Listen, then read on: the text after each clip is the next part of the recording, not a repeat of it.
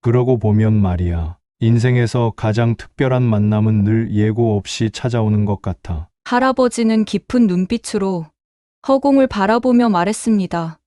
그는 마치 오래된 기억을 되새기는 듯 했습니다.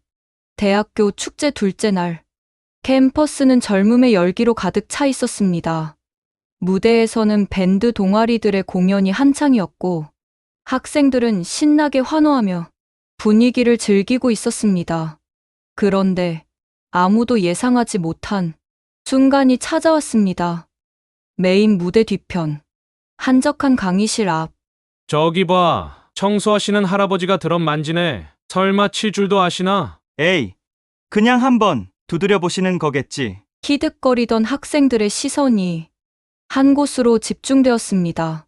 청소 도구를 든 할아버지가 버려진 드럼 세트 앞에 조용히 앉아 있었습니다. 그때였습니다.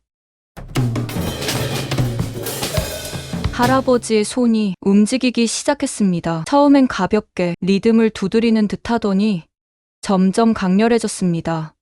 익숙한 멜로디가 울려 퍼졌습니다. 미국 재즈의 대표곡 Caravan. 순식간에 공기가 바뀌었습니다. 대수롭지 않게 여기던 학생들의 얼굴에 놀라움이 스쳤습니다. 이게 말이 돼. 저게 진짜야? 누군가가 속삭였습니다. 민우였습니다. 할아버지 준비되셨죠? 그럼 신나게 연주해 볼까요? 그래, 가보자. 민우와 할아버지는 어떻게 만났을까요? 어찌된 사연인지 할아버지와 민우에게 직접 들어보겠습니다. 시작하기 전에 구독해 주시면 제게 큰 힘이 됩니다. 그럼 시작하겠습니다. 안녕하세요. 제 이름은 박상우입니다. 올해로 70살이 되었습니다. 민우와의 특별한 만남을 통해 제가 다시 드럼을 치게 될 줄은 상상도 못했습니다. 참, 인생이란 살아보면 알 수 없는 일투성이군요. 젊은 시절의 열정이 다시금 되살아난다는 게 신기하기도 하고 감사하기도 합니다. 그럼 이제 제 이야기를 들려드리겠습니다. 내가 태어난 곳은 감만동 피란민 수용소였습니다. 어머니는 내가 태어난 날 수용소 공동 라디오에서 정전협정 소식을 들으셨다고 했습니다. 어머니는 늘 그러셨지요. 너는 평화와 함께 태어났다. 라고. 우리 가족은 황해도에서 내려왔습니다. 아버지는 내가 태어나기 전 전쟁터에서 생사를 알 수 없게 되었고, 어머니는 배 속에 있는 저와 2살 위인 누나를 데리고 피란길에 오르셨습니다. 중공군이 개입했다는 소식이 전해지면서 마을이 발칵 뒤집혔다고 합니다. 아버지는 이미 전선에 나가 계셨고, 어머니는 임신한 몸으로 할머니와 2살배기 누나를 데리고 황급히 집을 떠나야 했습니다. 그날 밤을 어머니는 평생 잊지 못하셨습니다. 서둘러 짐을 꾸리면서도 마지막으로 집안을 둘러보셨다고 합니다. 평소 아끼던 물건에 손을 한번 얹어보고 마당에 피어있던 겨울 매화를 바라보며 눈물을 훔치셨다고 하지요. 귀한 것들은 마당에 묻고 꼭 필요한 것들만 보따리에 싸서 떠나셨습니다. 처음에는 마차를 얻어 타고 갔지만 얼마 가지 못해 나차도 빼앗겼다고 합니다. 그때부터는 걸어야 했습니다. 어머니는 임신한 몸으로, 누나는 할머니 등에 엎여서 옷가지와 이불을 챙긴 보따리를 어머니가 이고 가셨지요. 12월의 혹한은 상상을 초월했다고 합니다. 땅은 얼어붙고 바람은 칼날 같았지요. 임신한 어머니는 발이 퉁퉁 부어서 걷기도 힘들었는데 신발이 다 다라지프로 엮어 발을 감싸고 걸으셨다고 합니다. 밤에는 빈 창고나 폐가를 찾아 몸을 붙이며 버텼습니다. 도중에 가져온 쌀도 떨어졌습니다. 산에서 도토리를 줍고 칡뿌리를 캐서 연명했지요. 어머니는 너무 배가 고파서 눈앞이 아찔했지만 배 속의 나를 위해 더 많이 드셔야 했습니다. 하지만 할머니는 본인의 몫의 음식을 항상 어머니와 누나에게 양보하셨다고 합니다. 평양을 지날 때는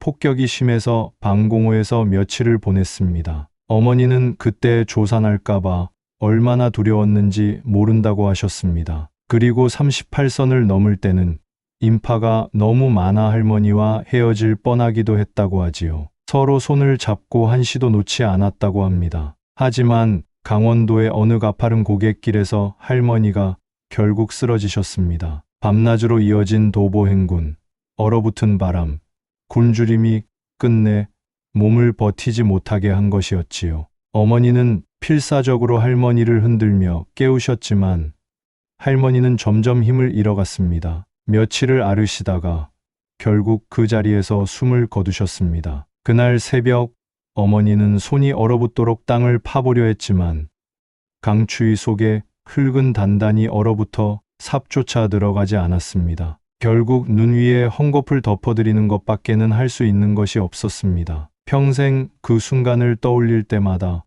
어머니는 한숨을 내쉬며 어머니를 따뜻한 곳에 모셔드리지 못해서 라고 후회하셨습니다. 영동 지방을 거쳐 경주까지 왔을 때는 이미 2월이었습니다. 어머니의 몸은 이미 한계에 다다른 상태였지요. 발은 부어오르고 걸음은 점점 느려졌습니다. 그 와중에도 어머니는 누나의 손을 꼭 잡고 한 걸음 한 걸음 전진하셨습니다. 다행히 경주에서 미군 트럭을 만나게 되었고 간절한 부탁 끝에 부산까지 얻어 탈 수 있었습니다. 트럭 위에서 어머니는 처음으로 긴 한숨을 내쉬며 몸을 기댈 수 있었습니다. 그 순간 어머니의 눈에는 눈물이 고여 있었습니다. 피난길에서 처음으로 느낀 안도감이었겠지요. 드디어 부산에 도착했을 때는 3월 초였습니다. 어머니는 피난길에서 몸무게가 15kg 이상 줄어 있었지요. 감만동 수용소의 자리를 얻어 그날 저녁에서야 비로소 제대로 쉴 수 있었습니다. 그리고 4개월 뒤인 7월 내가 태어났습니다. 어머니는 전쟁이 끝난 뒤에도 한동안 밤마다 악몽을 꾸셨습니다. 깊은 밤 잠결에 갑자기 숨을 가쁘게 몰아쉬며 깨어나시곤 했지요. 그럴 때면 창밖을 바라보며 한참을 가만히 앉아 계셨습니다. 특히 할머니를 떠올리시면 더욱 먹먹해 하셨습니다. 어머니 산소라도 찾아가고 싶다. 어머니는 평생 그 말씀을 하셨지만 결국 단 한 번도 할머니의 무덤을 찾지 못하셨습니다. 그 한이 깊이 남아 어느 날은 혼자 중얼거리시기도 했습니다. 꿈속에서라도 한번 가볼 수 있으면 좋을 텐데. 그렇게 우리 가족은 부산에 정착했습니다. 아버지의 소식은 끝내 듣지 못했고 어머니는 혼자서 우리 남매를 키우셨습니다. 전쟁 전 호사스러웠던 생활은 이제 꿈처럼 멀어졌습니다. 우리가 황해도에 있을 때는 꽤 유복한 집안이었습니다. 아버지는 개성에서 무역업을 하셨고 우리는 큰 한옥에서 살았지요. 마당이 워낙 넓어서 종들이 매일 쓸어야 했고 집안 곳곳에 고급 가구와 장식품들이 자리하고 있었습니다. 어머니는 양반가 출신으로 정갈한 예절과 품위를 지닌 분이셨습니다. 손에 물 한 방울 묻히지 않고 잘하셨고 부엌일은 구경도 하지 않으셨지요. 그저 정원에서 꽃을 가꾸고 책을 읽는 우아한 삶을 즐기셨다고 합니다. 어머니는 19에 아버지와 중매로 결혼하셨습니다. 혼수품만 해도 한 달구지였다고 했어요. 비단옷에 폐물까지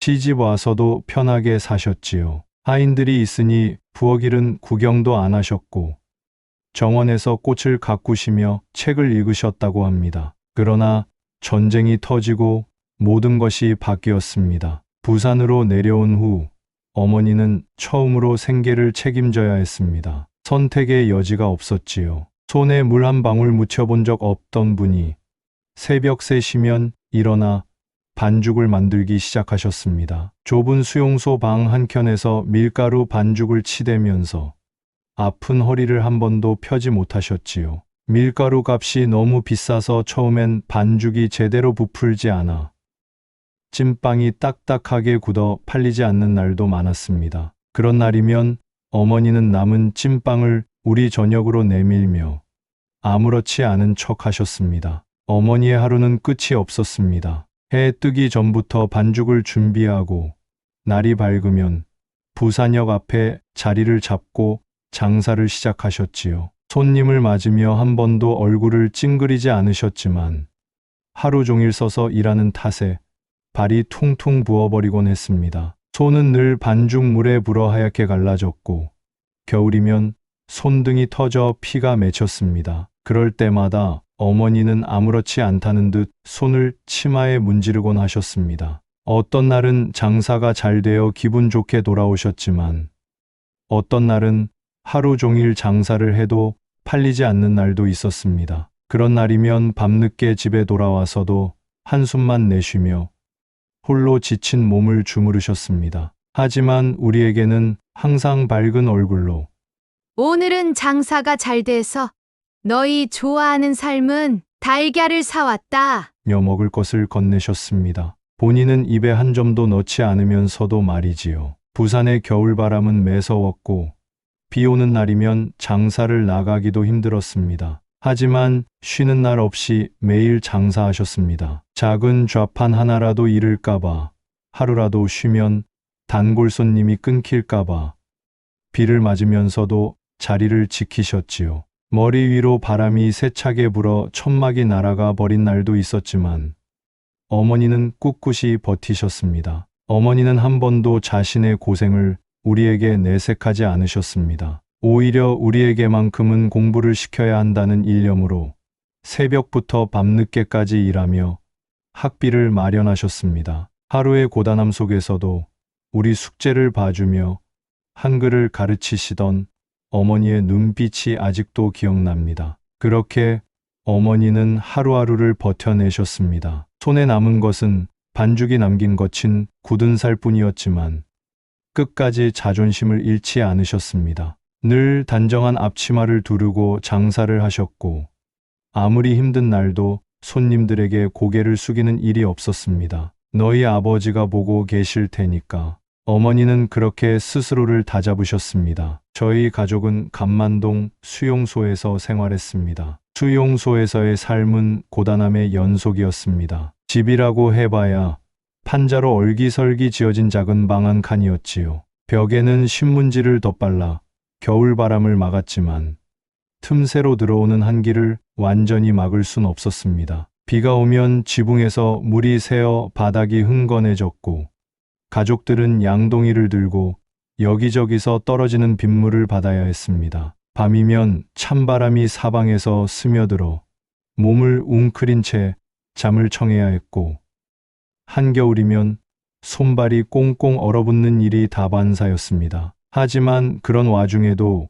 우리는 서로 의지하며 하루하루를 견뎌나갔습니다. 수용소는 비록 가난했지만 사람 사는 정은 넘쳤습니다. 누군가 아프면 이웃들이 돌봐주었고 누군가 끼니를 거르면 서로 나눠 먹었지요. 출신 지역은 달라도 모두가 한 가족 같았습니다. 수용소에는 또래 아이들이 많았습니다. 대부분 피란민 자녀들이었지요. 우리는 부둣가에서 주운 깡통으로 축구를 하고 미군 부대에서 버린 상자들로 기차놀이를 했습니다. 장난감 하나 없었지만 상상력으로 모든 것을 만들어 놀았지요. 저와 누나는 감만국민학교를 다녔습니다. 학생의 반 이상이 피란민 자녀였지요. 교실이 부족해서 오전 반, 오후 반으로 나뉘어 수업을 했습니다. 책가방은 미군 부대에서 나온 밀가루 포대로 만들었고 연필은 반으로 잘라 친구와 나눠 썼습니다. 점심시간이 되면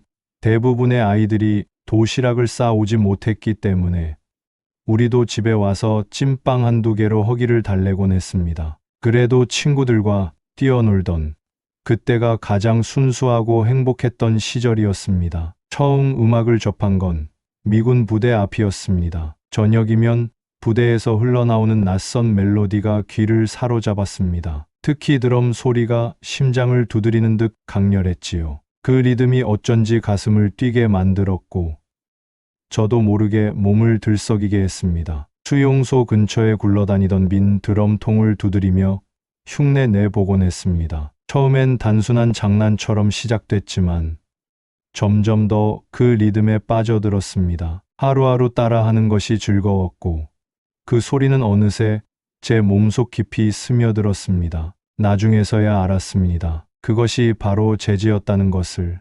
11살 때부터 새벽 신문 배달을 했습니다. 그렇게 모은 돈으로 처음 라디오를 샀지요. 작은 기계였지만 제게는 세상을 넓혀준 창과도 같았습니다. 밤마다 라디오에서 흘러나오는 음악을 들으며 눈을 감고 상상했습니다. 언젠가는 저 무대 위에서 직접 연주할 수 있기를 꿈꾸는 것만으로도 가슴이 뛰었고 음악은 점점 더 제 삶 속으로 스며들었습니다. 하지만 어머니는 그런 저를 보며 걱정을 넘어 격하게 반대하셨습니다. 제 손에서 드럼 스틱이라도 발견되는 날이면 한숨을 쉬며 치워버리셨고 밤늦게까지 라디오에서 음악을 듣고 있으면 다짜고짜 끄셨습니다. 내가 지금 이럴 때냐? 음악으로 어떻게 먹고 살겠다는 거냐? 어머니의 목소리는 점점 날카로워졌습니다. 어느 날 저는 용기를 내어 어머니께 말했습니다. 어머니, 저는 정말 음악이 하고 싶어요. 드럼을 배우고 싶어요. 그러나 어머니는 단호하셨습니다. 그럴 시간이 있으면 장사나 도와라. 차라리 공장에 가서 돈을 벌어라. 음악으로는 굶어 죽는다.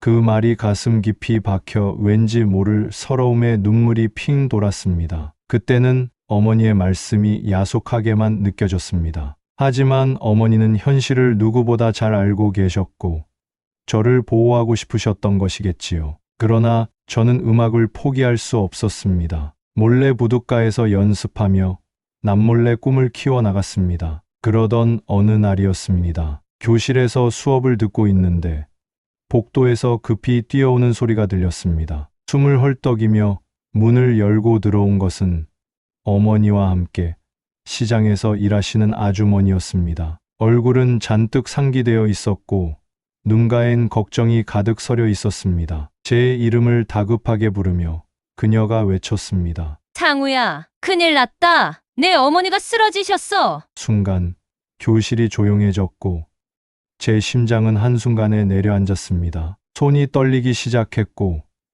귀에서 웅웅 소리가 났습니다. 저는 책가방도 챙기지 못한 채 자리에서 벌떡 일어나 교실을 뛰쳐나갔습니다. 시장의 익숙한 골목을 가로질러 어머니가 계신 곳으로 달려갔습니다. 어머니는 좌판 옆에 쓰러져 계셨고 주변에는 시장 상인들이 몰려 있었습니다. 얼굴은 창백했고 숨소리는 희미했습니다.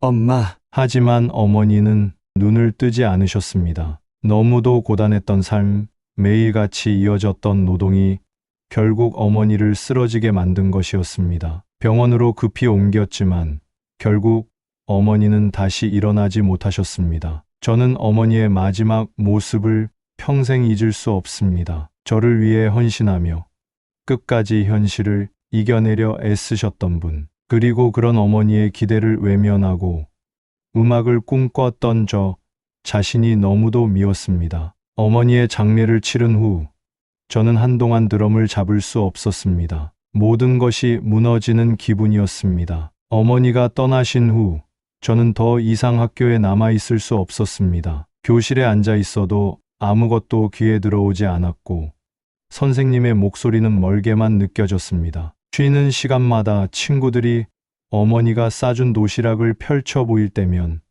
저는 고개를 숙이고 손을 꼭 쥐었습니다. 이제는 아무도 저를 기다리는 집이 없다는 사실이 뼈저리게 와닿았습니다. 결국 며칠 뒤 교실 문 앞에 서서 한참을 망설이다가 가방도 챙기지 않은 채 그대로 학교를 떠났습니다. 더 이상 돌아갈 곳이 없다는 걸 알면서도 저는 마지막으로 교문을 한 번 더 돌아보았습니다. 그리고 다시는 돌아오지 않았습니다. 결국 학업을 중단하고 생계를 위해 일을 찾기 시작했습니다. 처음에는 시장에서 짐을 나르거나 부둣가에서 막노동을 하며 하루하루를 버텼습니다. 2살 많은 누나도 저와 함께 생계를 위해 시장에서 일하기 시작했습니다. 어머니가 계실 때는 학교에 다녔지만 이제는 더 이상 공부를 계속할 수 없었습니다. 누나는 좌판에서 채소를 정리하고 손님을 응대하며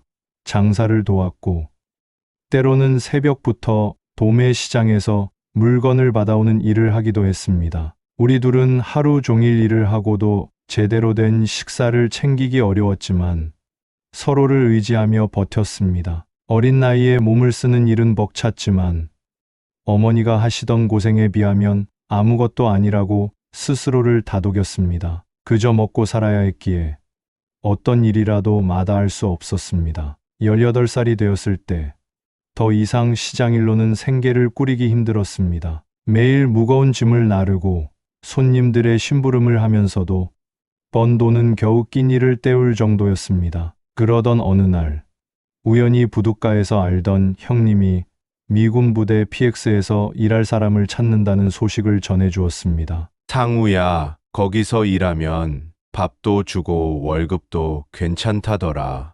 힘들겠지만 한번 해볼래? 망설일 여유도 없었습니다. 저는 곧장 미군 부대를 찾아가 일자리를 구했습니다. 주어진 일은 청소와 잔심부름이었지만 그곳에서 저는 전에 경험하지 못한 새로운 세상을 접하게 되었습니다. 부대 안에서는 늘 음악이 흘러나왔고 흑인 병사들이 틈만 나면 악기를 연주하며 리듬을 만들었습니다. 그들의 연주는 자유로웠고 듣고만 있어도 가슴이 뛰었습니다. 미군 부대에서 일을 하면서 저는 영어를 배워야겠다는 생각을 하게 되었습니다. 병사들과 소통할 일이 많았지만 처음에는 그들의 말을 거의 알아듣지 못했기 때문입니다. 낮에는 일하고 밤에는 병사들이 쓰던 신문과 책을 보며 영어를 익혔습니다. 그렇게 영어를 익히면서 저는 점점 더 그들의 문화와 음악을 깊이 이해하게 되었습니다. 제임스 브라운, 레이 찰스 같은 음악을 처음 접한 것도 그때였습니다. 낮에는 바닥을 닦고 쓰레기를 치웠지만 밤이 되면 몰래 창고에 가서 버려진 드럼 스틱을 주워 연습했습니다. 제대로 된 드럼이 없어도 철제 통을 두드리며 리듬을 익혔지요. 그런데 그런 저를 유심히 바라보는 사람이 있었습니다. 그 사람은 다름 아닌 클럽에서 드럼을 연주하는 제임스였습니다. 제임스는 키가 크고 몸집이 좋은 흑인 병사였는데 클럽에서 가장 유명한 드러머였습니다. 어느 날 제가 창고 구석에서 빈 드럼통을 두드리는 모습을 본 그는 천천히 다가왔습니다. 야, 너 그거 어디서 배운 거야? 저는 깜짝 놀라 손을 멈추고 머뭇거렸습니다.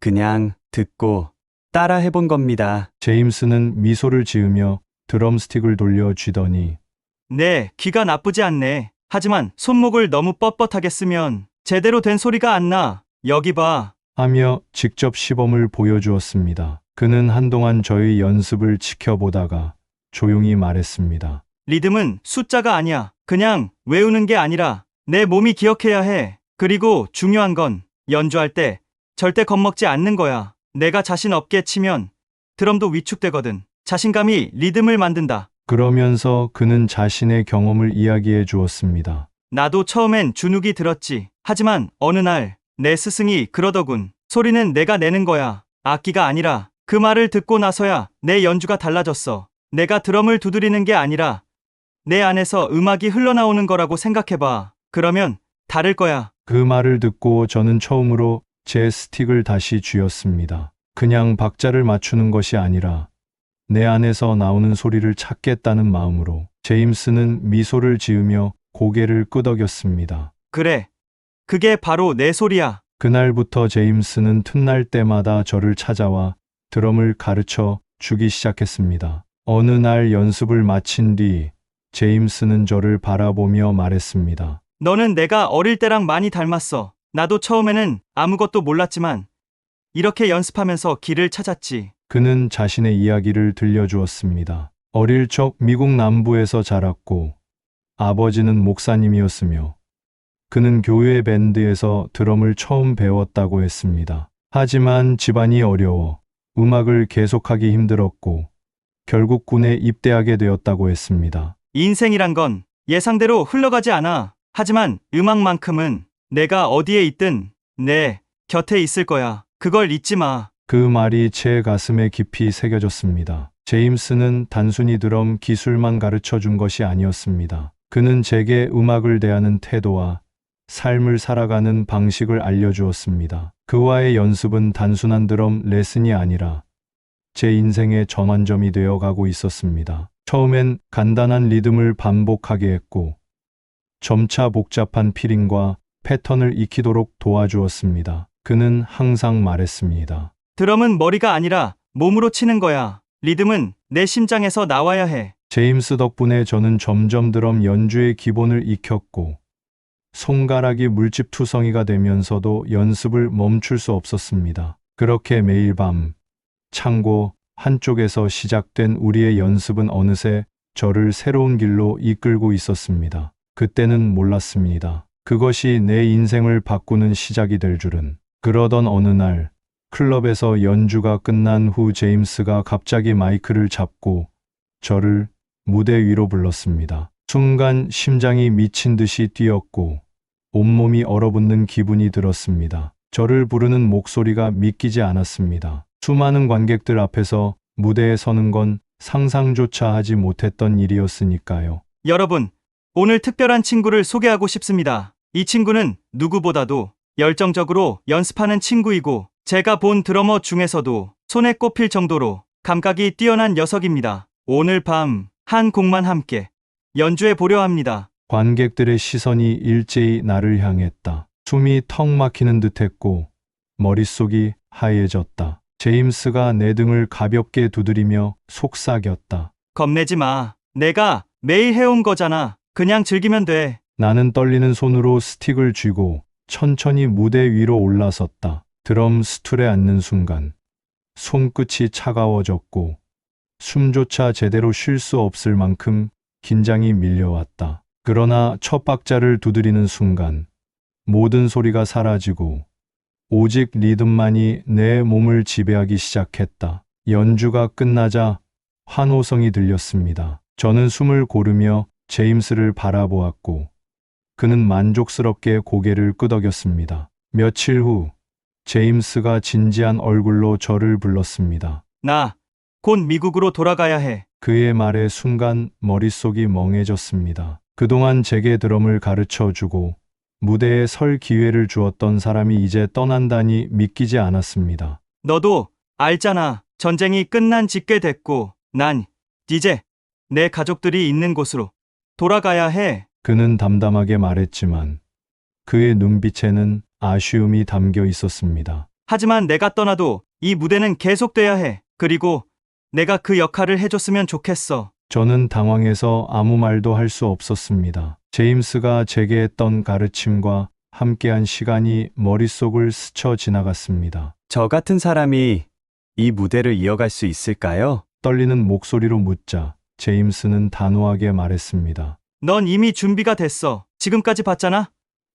내가 연주할 때 관객들이 어떻게 반응하는지. 너는 음악을 그냥 치는 게 아니라 음악을 느낄 줄 아는 사람이야. 그게 진짜 드러머지. 그는 자신의 드럼 스틱을 꺼내어 제 손에 쥐어주었습니다. 이건 내 첫 공연 때 사용했던 스틱이야. 이젠 내 차례야. 내가 나 대신 이 무대를 지켜줬으면 해. 그의 손에 담긴 따뜻한 온기가 전해졌고 저는 더 이상 거부할 수 없었습니다. 음악을 사랑하는 한 이 무대를 이어가는 것이 제가 해야 할 일이란 걸 깨달았습니다. 알겠습니다, 제임스. 제가 해보겠습니다. 그는 만족스러운 미소를 지으며 고개를 끄덕였습니다. 그렇지. 이게 바로 내가 알고 있던 녀석이야. 이제 진짜로 내 리듬을 세상에 들려줘. 그렇게 저는 클럽 멤버가 되었고 제임스는 클럽 멤버들에게 저를 잘 부탁한다는 말을 남긴 채 한국을 떠났습니다. 처음에는 멤버들이 저를 낯설어했지만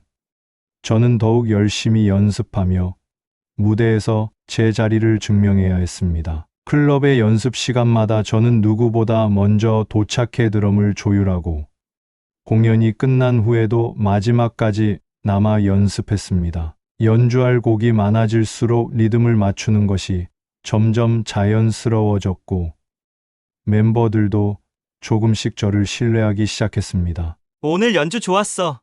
라는 짧은 한마디가 제게는 무엇보다도 큰 의미가 있었습니다. 저희 클럽은 인기가 많았고 밤마다 손님들이 몰려왔습니다. 저는 성실하게 연주했고 그렇게 번 돈을 조금씩 모아갔습니다. 어느 날 저는 그 돈을 조용히 누나에게 건넸습니다. 누나, 이 돈으로 가게를 얻어서 장사해. 이제는 길거리에서 그렇게 고생하지 말고. 누나는 깜짝 놀라며 손을 내저었습니다. 어떻게 내가 그렇게 힘들게 번 돈을 내가 쓸 수 있겠니? 넌 내 미래를 위해 써야지.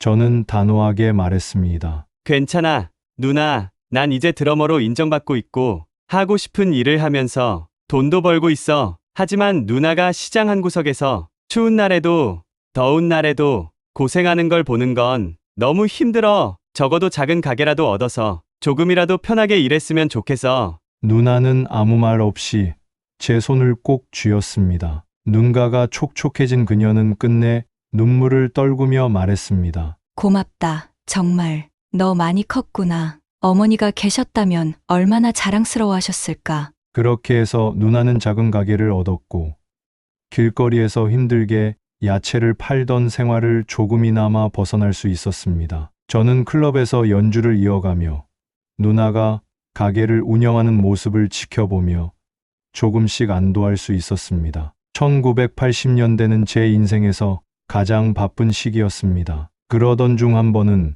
워커힐 호텔 전속 밴드의 드러머 오디션이 열린다는 소식을 들었습니다. 워커힐 호텔은 당대 최고의 음악가들이 공연하는 무대였고 거기서 연주한다는 것은 드러머로서 최고의 영예 중 하나였지요. 오디션을 준비하는 동안 저는 하루도 빠짐없이 연습에 몰두했습니다. 기존의 클럽 연주와는 차원이 다른 무대였기에 완벽한 연주를 보여줘야 했습니다. 오디션 당일 저는 극도의 긴장 속에서 무대에 올랐습니다. 심사위원들 앞에서 한 곡을 연주해야 했고 주어진 곡은 빠른 템포의 재즈 드럼 솔로였습니다. 저는 심호흡을 하고 스틱을 쥐었습니다. 첫 박자를 내딛는 순간 온몸이 자연스럽게 리듬을 따라가기 시작했습니다. 심사위원들은 진지한 표정으로 저의 연주를 지켜보았고 연주가 끝난 후 잠시 정적이 흘렀습니다. 그러다 한 심사위원이 미소를 지으며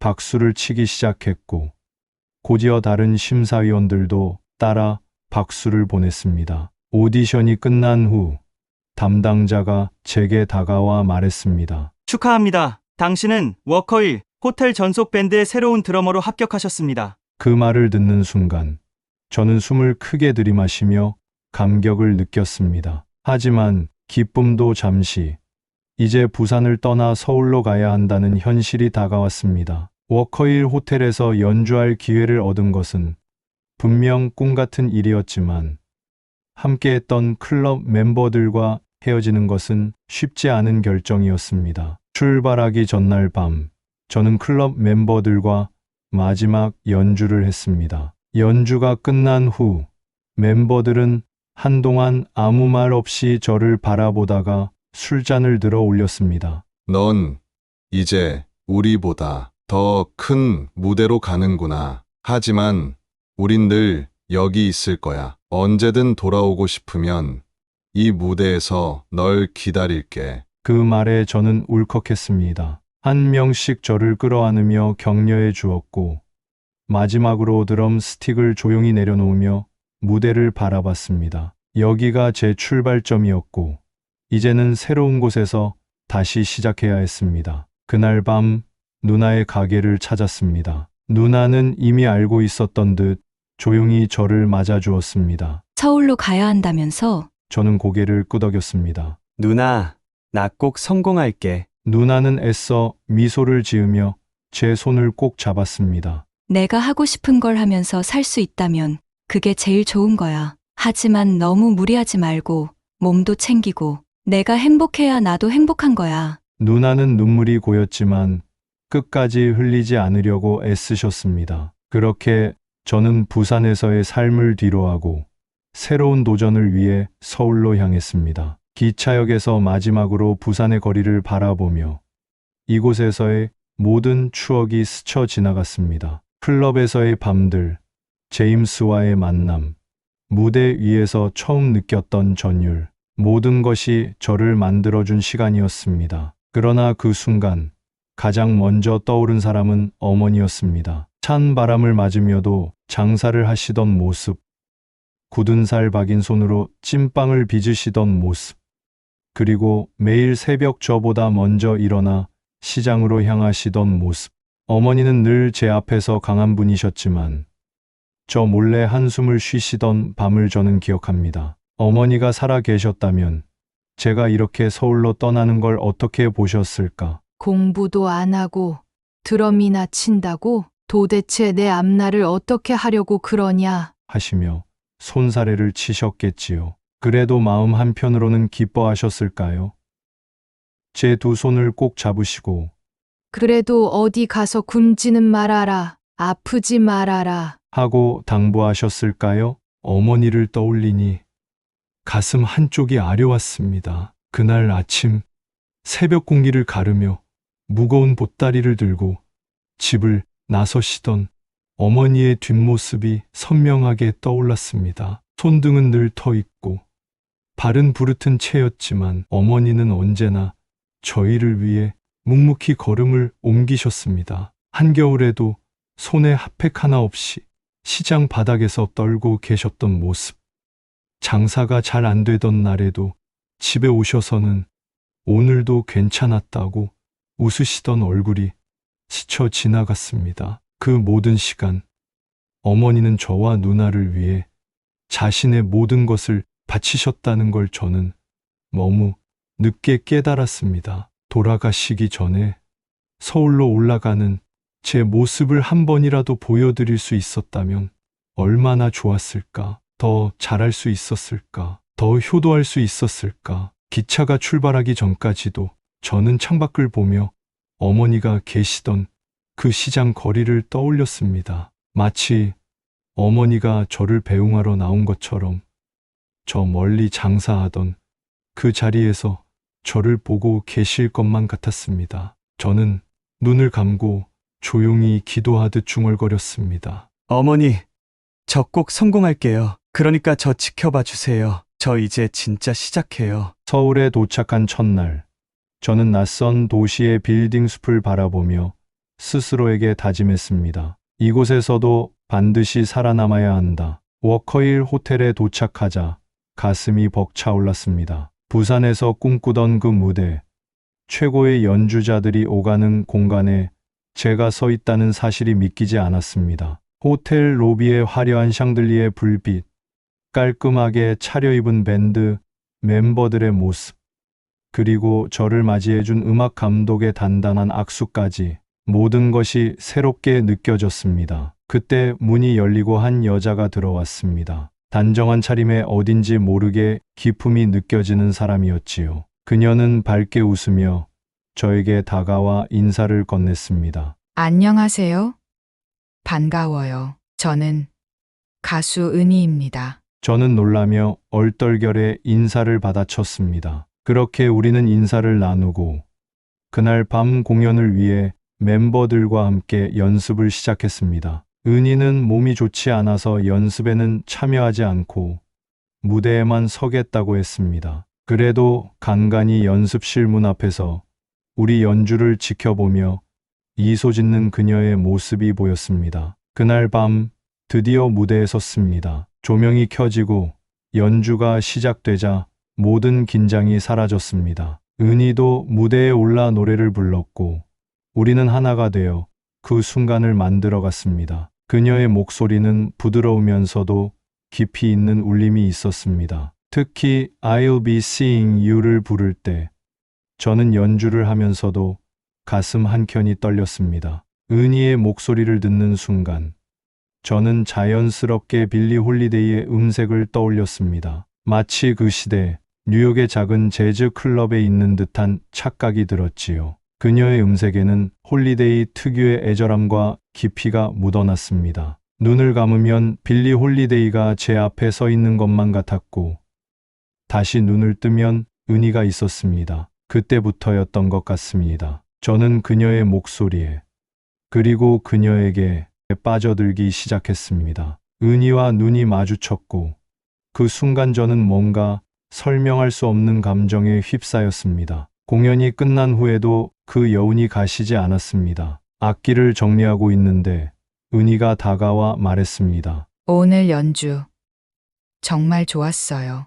민수 씨 드럼 소리가 참 따뜻하더라고요. 저는 얼굴이 화끈 달아오르며 겨우 대답했습니다. 감사합니다. 은희 씨 노래도 너무 좋았습니다. 정말 감동했어요. 그날 이후 저는 은희를 자주 의식하게 되었습니다. 그녀가 무대에 설 때면 자연스레 시선이 갔고, 리허설 중에도 그녀의 목소리가 들리면 괜히 가슴이 두근거렸습니다. 무대 위에서 함께하는 시간이 점점 특별하게 느껴졌습니다. 그녀와의 연주가 단순한 협업이 아니라 제 삶의 한 부분이 되어가고 있었습니다. 공연이 끝난 늦은 밤, 우연히 은희와 단둘이 이야기를 나눌 기회가 찾아왔습니다. 그녀는 술에 조금 취한 상태였지만 눈빛은 어느 때보다 진지했습니다. 조용한 라운지 한켠에서 마주 앉자 은희는 자신의 이야기를 조심스럽게 꺼내기 시작했습니다. 전쟁 고아였어요.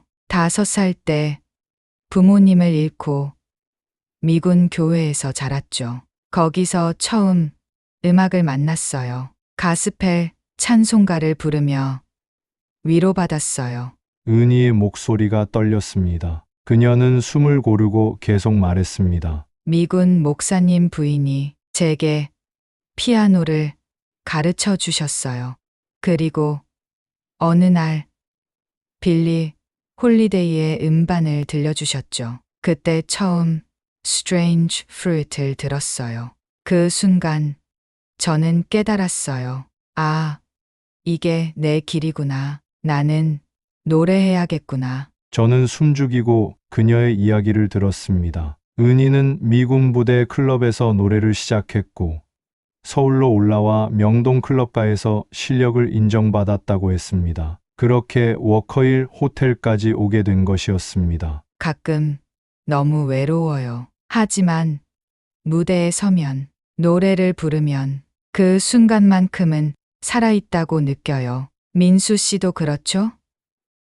연주할 때 가장 행복하잖아요. 그녀의 말에 저는 말없이 고개를 끄덕였습니다. 서로 다른 삶을 살아왔지만 결국 우리는 음악이라는 길 위에서 만났다는 걸 깨달았습니다. 그날 밤 은희의 이야기는 제 가슴 깊숙이 새겨졌습니다. 그날 이후로 은희와 가까워졌습니다. 그녀와 함께하는 시간이 늘어날수록 저는 점점 더 깊이 빠져들었습니다. 무대 위에서 그녀의 목소리를 들을 때마다 가슴이 뛰었고 리허설 도중 눈이 마주칠 때면 얼굴이 붉어졌습니다. 은희는 쉽게 제게 마음을 허락하는 여자가 아니었습니다. 그녀는 늘 한 걸음 떨어져 있는 듯하면서도 가끔 저를 바라보는 눈빛에서는 따뜻함이 느껴졌습니다. 어느 날 공연을 마치고 무대 뒤에서 둘이 마주 앉아 쉬고 있을 때였습니다. 은희가 조용히 입을 열었습니다. 민수 씨,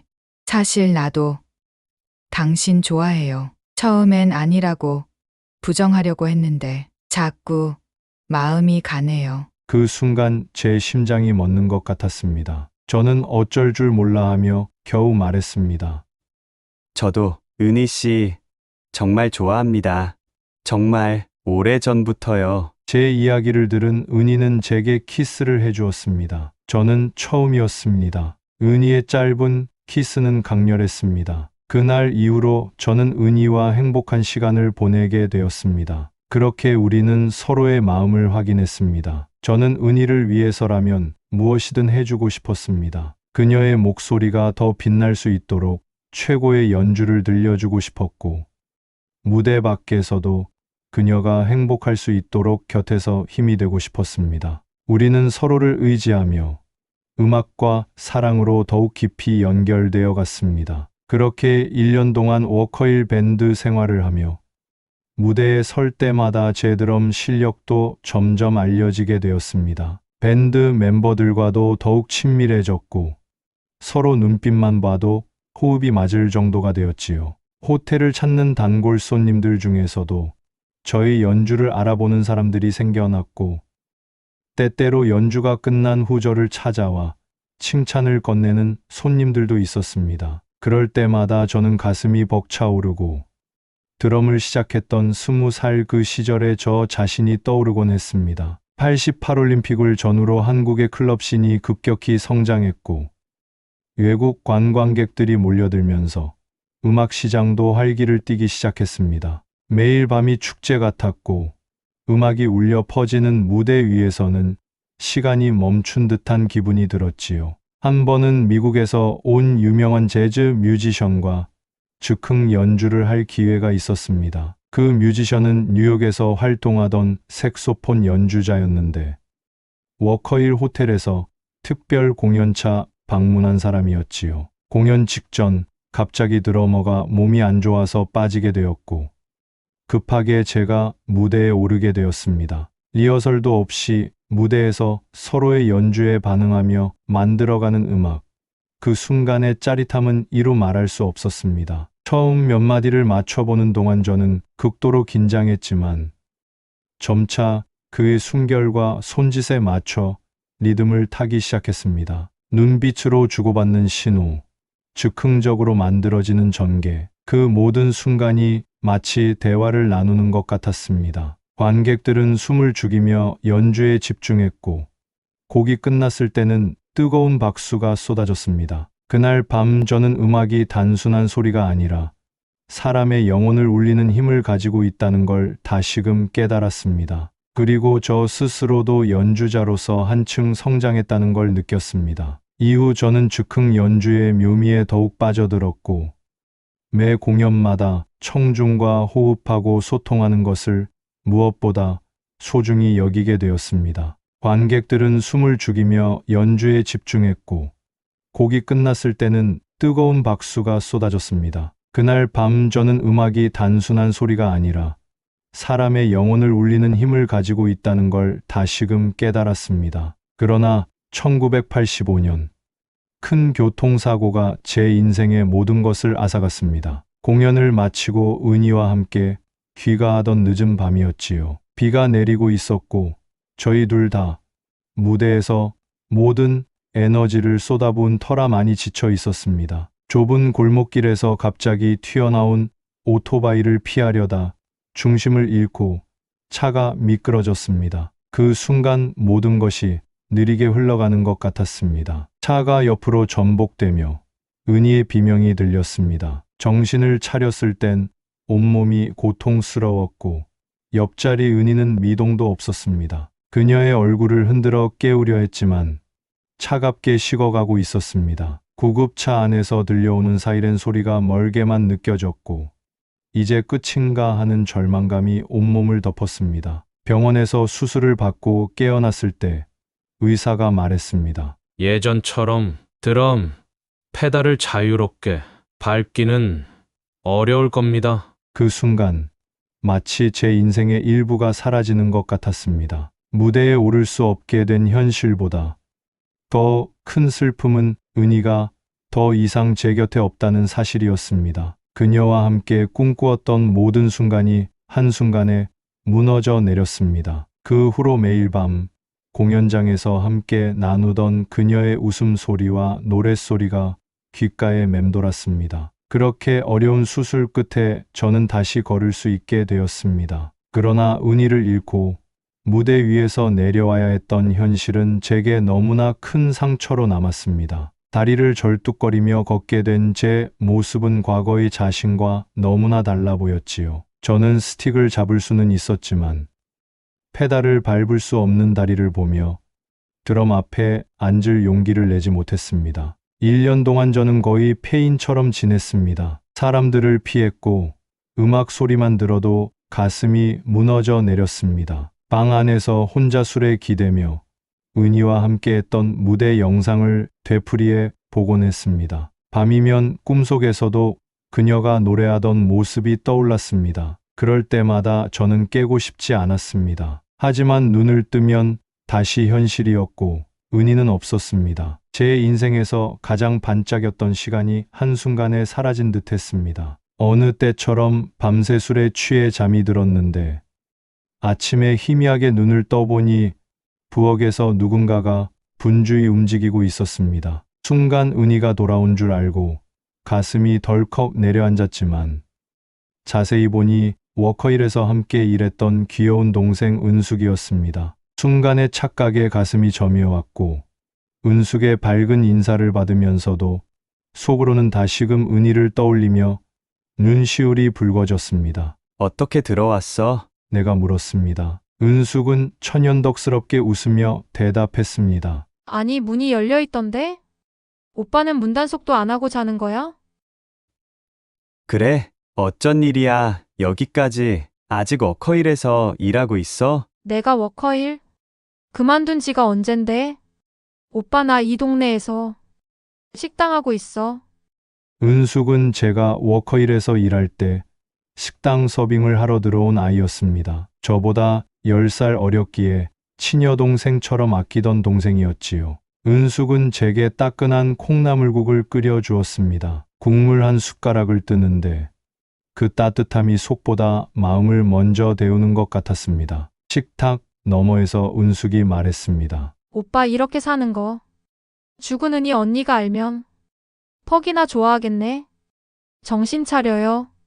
조그마한 체구지만 말 한마디 한마디가 묵직했습니다. 조그만 게 오빠한테 무슨 잔소리가 이렇게 심하냐? 농담조로 받아쳤지만 은숙의 말은 제 가슴에 비수처럼 박혔습니다. 그날 밤 저는 오랜만에 은희의 꿈을 꾸었습니다. 그 후로도 한동안 저는 정신을 차리지 못한 채 힘겹게 하루하루를 보냈습니다. 그러나 은숙은 매일같이 집에 찾아와 청소를 해주고 따뜻한 밥상을 차려주고 갔습니다. 처음엔 그저 고맙다는 말밖에 할 수 없었지만 어느 순간부터 은숙이 차려준 밥을 먹으며 제 안에 다시 생기가 돌기 시작했습니다. 이대로는 안 되겠다는 생각이 들더군요. 수술 후유증으로 밤마다 다리가 저리고 쑤셔서 잠을 설치는 날이 많았습니다. 처음에는 술로 통증을 잊어보려 했지만 그렇게 하면 할수록 몸과 마음이 무너져 내렸습니다.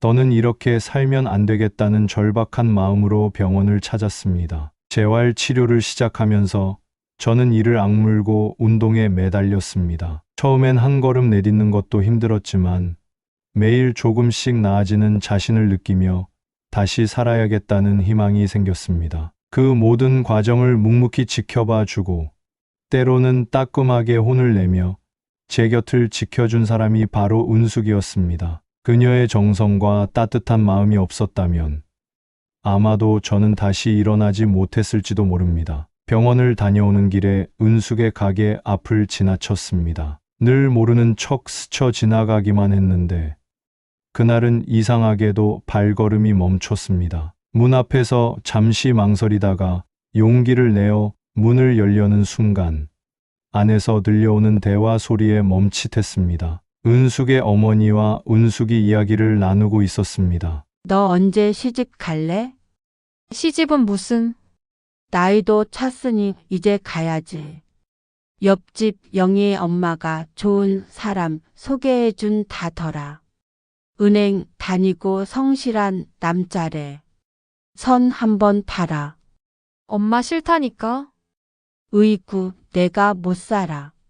문틈 사이로 들려오는 모녀의 대화를 듣는 순간 알 수 없는 복잡한 감정이 밀려왔습니다. 저는 문고리를 잡고 있던 손을 살며시 놓고 아무 일도 없었다는 듯 뒤돌아서 집으로 향했습니다. 그러나 마음 한구석이 허전하고 아릿했습니다. 그날 저녁 은숙은 식당 일을 마치고 제 집으로 찾아왔습니다. 오빠 아직 저녁 안 먹었지? 오늘 고등어가 싱싱하더라. 오빠 고등어 조림 좋아하잖아. 내가 금방 해줄게.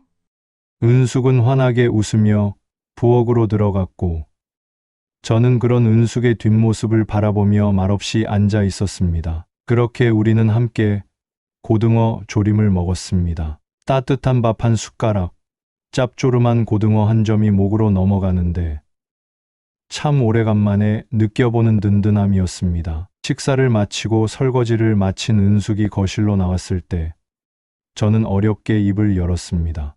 은수가 이제 오지 마. 나 이제 정신 차리고 잘 살고 있어. 너 좋은 사람 만나서 시집 가라. 은숙은 깜짝 놀란 듯 저를 바라보더니 이내 눈가가 흔들렸습니다. 그러더니 갑자기 버럭 화를 냈습니다. 내 맘이야. 내 맘. 언제 내가 오빠 말 들은 적 있어? 내 맘대로 할 거야. 저는 애써 웃으며 다시 말했습니다. 은수가 이제 나 뒷바라지 그만하고 너 인생 살아. 그 말을 들은 은숙은 잠시 말이 없더니 애써 흘러내리는 눈물을 감추며 힘겹게 물었습니다. 오빠는 내 마음 진짜 몰라?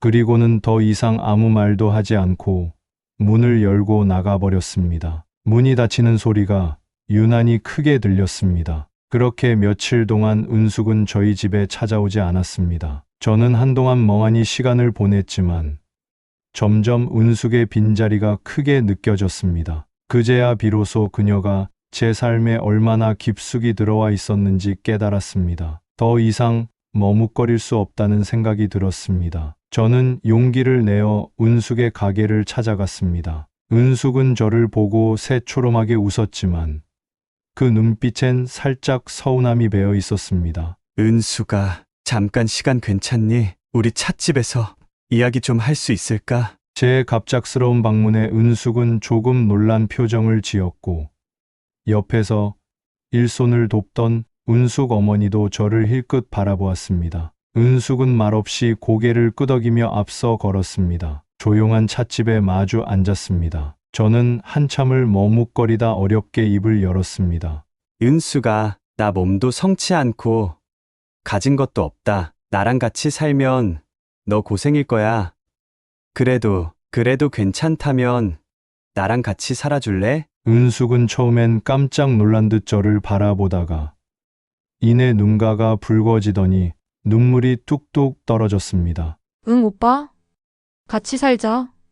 그렇게 우리는 함께 살기로 했습니다. 은숙의 어머니는 처음엔 펄쩍 뛰며 반대하셨지만 은숙의 단단한 고집에 결국 허락하셨습니다. 은숙과 함께한 일상은 제게 큰 위안이 되었습니다. 하지만 음악에 대한 미련은 쉽게 떨쳐낼 수 없었습니다. 교통사고 이후 다리를 다치고 난 뒤로 드럼을 온전히 치는 것이 어렵다는 현실을 매일 깨닫게 되었습니다. 더 이상 은숙에게 가장의 역할을 떠맡기게 둘 수 없었습니다. 결국 저는 제 모든 것이었던 음악을 내려놓기로 결심했습니다. 은숙과 함께 식당을 운영하기로 했고 둘이 힘을 합쳐 가게를 꾸려나갔습니다. 은숙의 성실함과 저희 손발이 맞아떨어지면서 식당은 점차 손님들로 북적이기 시작했습니다. 음악을 떠나 있었지만 가게에서 들려오는 사람들의 웃음소리와 함께하는 일상이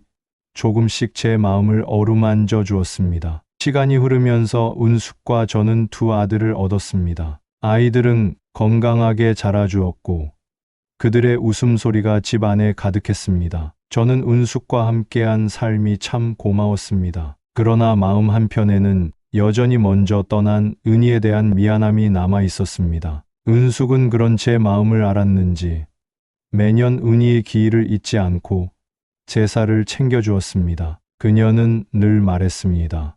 은희 언니는 내게 친언니 같았어요. 오빠가 괜히 미안해하지 않았으면 좋겠어요.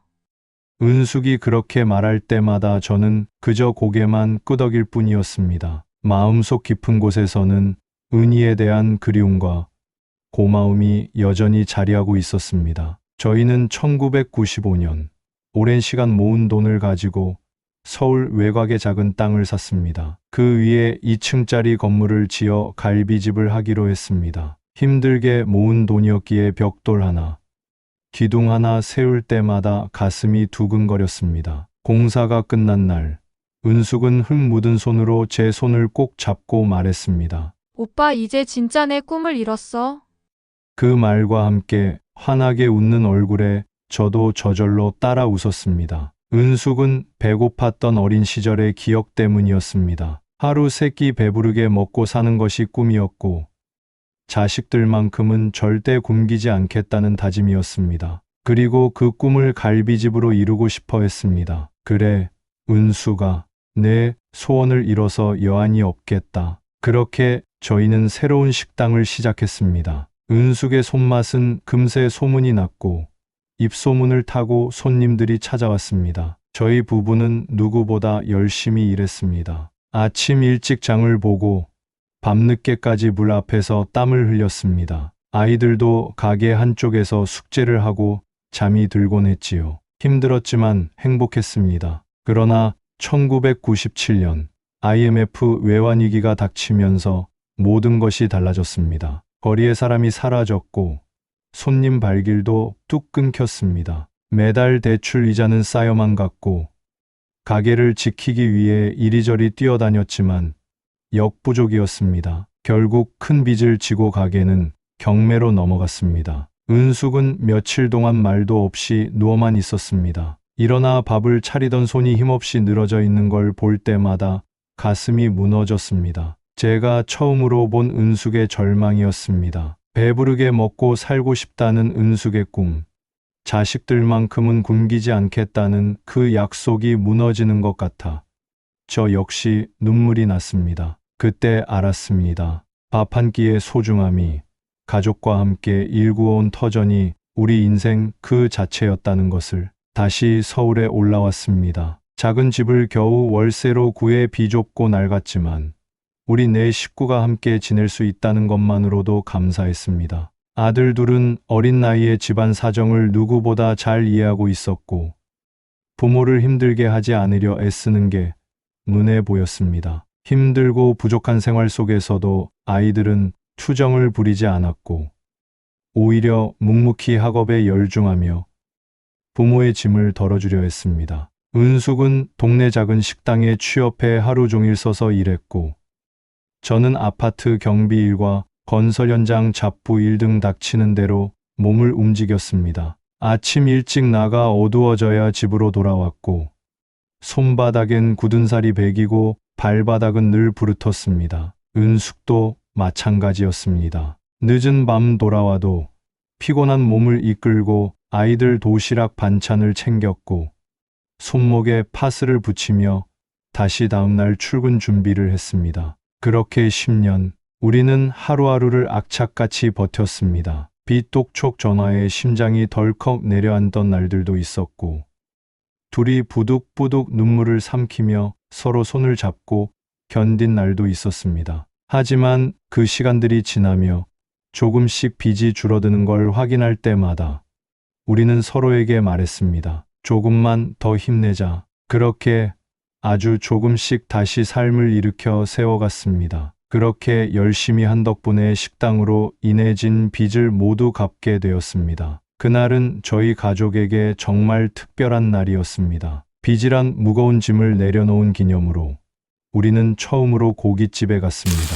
불판 위에서 고기가 지글지글 익어가는 소리가 마치 그동안의 고생을 위로해주는 음악처럼 들렸습니다. 은숙이가 아들 정민이와 정우를 바라보며 말했습니다. 엄마, 드디어 빚 다 갚았다. 너희들 너무 고생 많았어.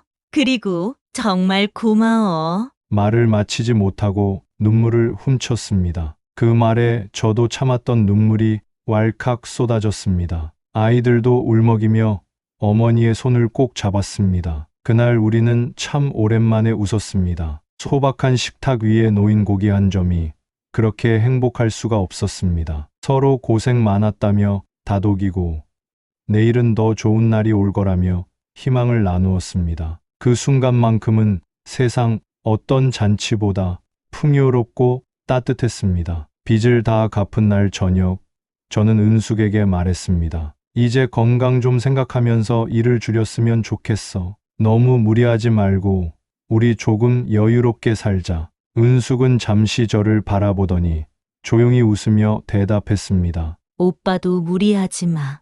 이제 우리 애들도 다 컸고 생활비만 벌면 되잖아. 남은 시간은 우리도 좀 쉬면서 살자. 그렇게 서로의 손을 맞잡고 우리는 오랜만에 평온하게 잠들었습니다. 그날 밤 이상하게도 마음이 참 따뜻했습니다. 그동안 버텨낸 세월이 주마등처럼 스쳐 지나가며 우리는 비로소 안도의 숨을 내쉴 수 있었습니다. 그 후로도 은숙은 식당 일을 계속했지만 더 이상 예전처럼 하루 종일 고된 일을 하지는 않았습니다. 저 역시 건설 현장에서의 막노동은 그만두었습니다. 그러던 중 집 근처 대학교에서 청소부를 구한다는 공고를 보게 되었습니다. 출퇴근 거리도 가까워서 부담이 적을 것 같아 지원하게 되었지요. 그렇게 시작된 일이었지만 막상 면접을 보고 합격 소식을 들었을 때는 복잡한 심정이었습니다. 제가 맡아서 청소하게 될 구역은 음악대학 건물, 바로 음대였습니다. 무대 위에서 연주하던 시절이 떠올라 잠시 멍하니 창밖을 바라보았습니다. 이제는 학생들의 연주를 청소 도구를 든 채 듣는 입장이 되었지만 어쩐지 마음 한구석이 따뜻해지는 것 같았습니다. 첫날 새벽 5시 건물에 들어섰습니다. 저는 복도와 교실을 차례로 청소하기 시작했습니다. 악기들이 놓여있는 방에 들어섰을 때는 감회가 새로웠습니다. 먼지가 살짝 쌓인 피아노, 벽에 걸린 기타, 구석에 세워진 관악기들이 마치 저를 반기는 것 같았습니다. 그리고 한쪽에 놓인 드럼 세트를 보자 제 심장이 다시 뛰기 시작했습니다. 저도 모르게 손이 떨렸고 가만히 스틱을 잡아보았습니다. 그 순간 손끝에서 전해지는 익숙한 감촉에 마음 깊숙한 곳에서 묵혀두었던 설렘이 피어올랐습니다. 시간이 흘러 학생들이 하나둘 등교하기 시작했고 각자의 악기를 연주하는 소리가 건물에 울려 퍼졌습니다. 그 소리를 듣는 순간 저도 모르게 가슴이 벅차올랐습니다. 20대 시절 부산 클럽 무대에서 심장이 터질 듯 두드리던 그때로 돌아간 듯 했습니다. 청소 도구를 든 손이 잠시 스틱을 잡고 무대를 달리던 그 손으로 착각될 만큼 그 순간만큼은 과거와 현재가 맞닿아 있었습니다. 그렇게 저는 9년을 이 학교에서 일하게 되었습니다. 새벽 아무도 없는 고요한 대학교 건물에서 저는 가끔씩 몰래 드럼 스틱을 잡았습니다. 빈 연습실에서 조심스럽게 스네어와 심벌을 두드리며 젊은 날 무대 위에서의 설렘을 되새기곤 했습니다. 물론 일은 힘들었습니다. 걸레질을 하다 허리가 끊어질 듯 아플 때도 있었고 겨울 새벽의 냉기가 뼛속까지 스며들 때도 많았습니다. 그래도 음악에 대한 열정으로 가득한 학생들을 볼 때마다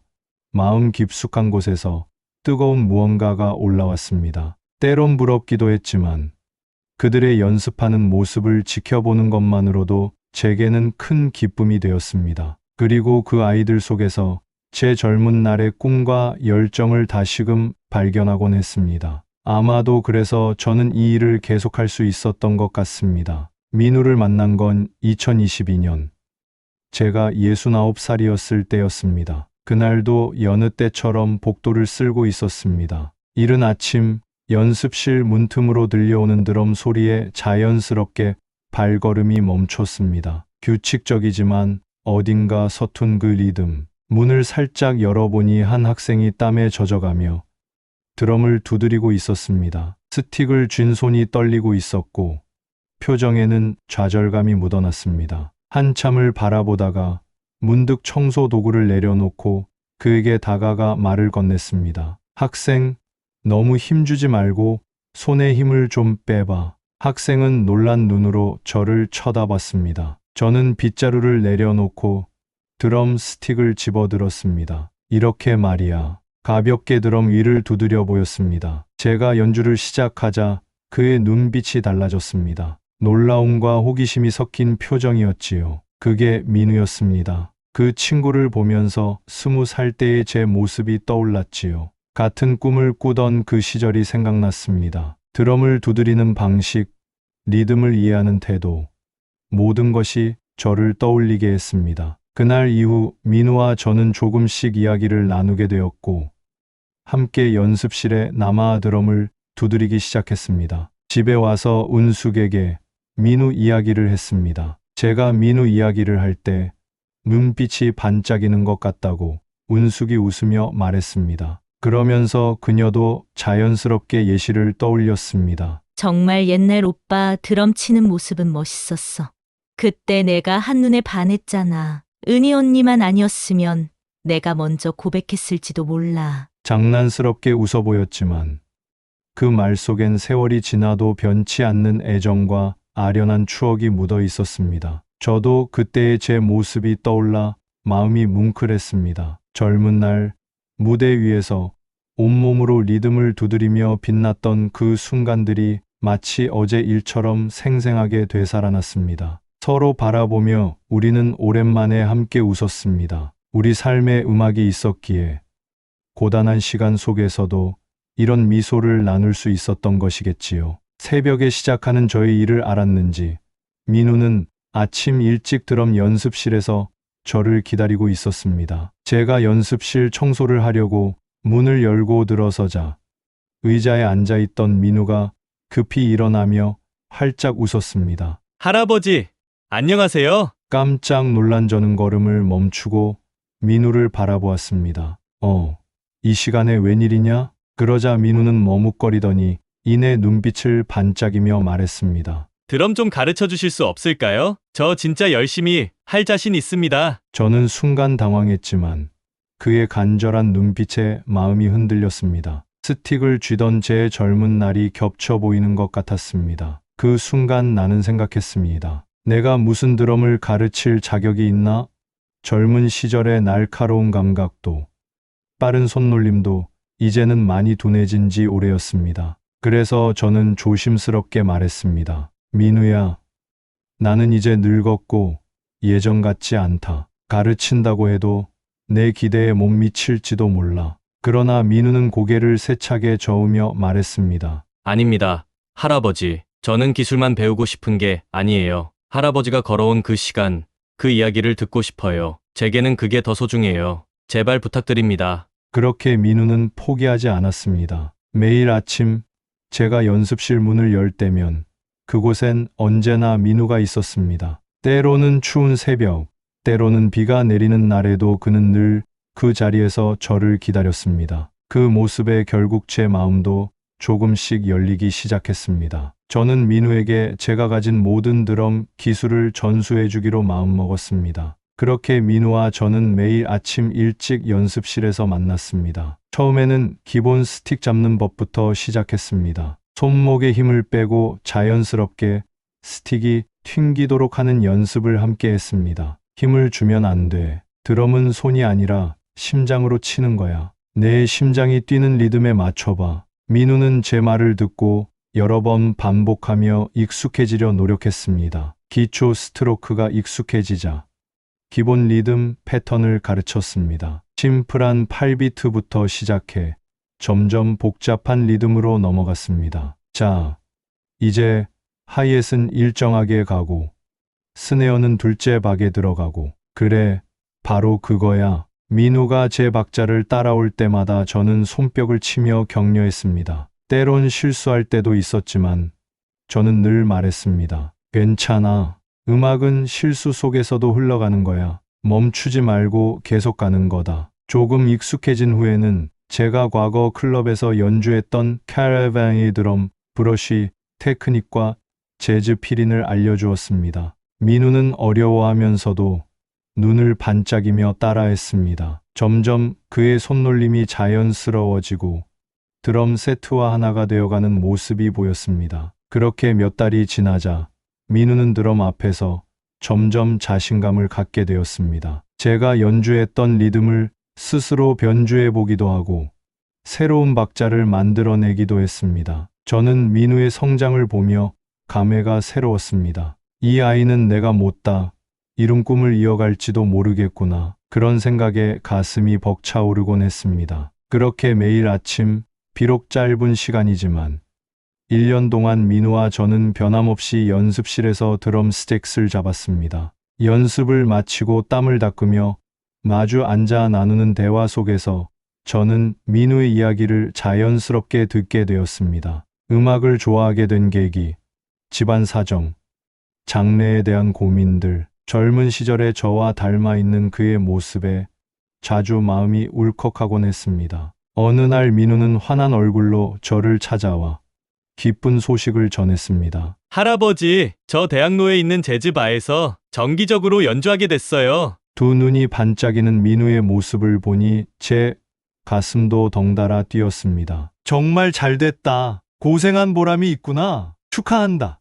민우야. 제 말에 민우는 쑥스러운 듯 머리를 긁적이며 웃었습니다. 그렇게 민우는 자신의 꿈을 향해 한 발 더 나아갔고 그 일을 계기로 휴학을 결정했습니다. 한동안 학교에서 민우를 볼 수 없었습니다. 아침마다 연습실에서 마주하던 그 녀석이 보이지 않으니 마음 한쪽이 허전했습니다. 하지만 한편으로는 뿌듯했습니다. 민우가 자신의 길을 찾아 잘 걸어가고 있다는 생각에 저는 조용히 응원했습니다. 그렇게 몇 달이 흘렀습니다. 어느 날 익숙한 발걸음 소리가 들렸습니다. 고개를 들어보니 민우가 문 앞에 서 있었습니다. 그동안 더 성숙해진 듯한 얼굴이었습니다. 할아버지, 잘 지내셨어요? 오, 민우 왔구나. 얼굴 보니까 반갑네. 어떻게 지냈냐? 민우는 잠시 망설이더니 이내 결심한 듯 말했습니다. 할아버지, 저랑 같이 공연해 주시겠어요?